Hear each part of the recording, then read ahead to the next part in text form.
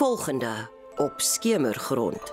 Vir een of ander rede bly Amber net vra oor haar pa.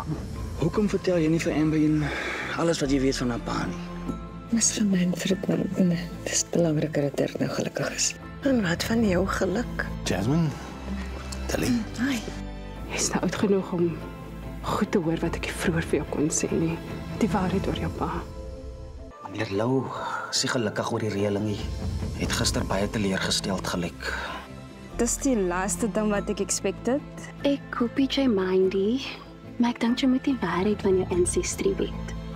Jay en Kevin het 'n break nodig na al die stres. 'n DJ set op 'n rooftop. Ba, meisie. Is net geworried oor Kirby. Jou niece antwoord nie haar foon nie, ek soek net 'n update op die plan. Kyk wat ek in Amber se kamer gevind het, jy met 'n monster van jou DNA na hierdie company stuur en hulle check op hulle stelsel vir matches van jou bloedlyn. Hy werk hard en hy's moeg. En ons het vanoggend gepraat oor ons finances. Ons kan nie net die geld weggooi nie. Jy's meer as 2 ure laat, Kevin. Dit is presies waaroor ek bekommerd was.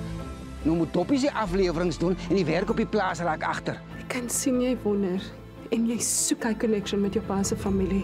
Ek wens met my hele hart ek kan dit vir jou gee, maar dit sal jou net seermaak, Amber. Liewe Teddy, omdat jy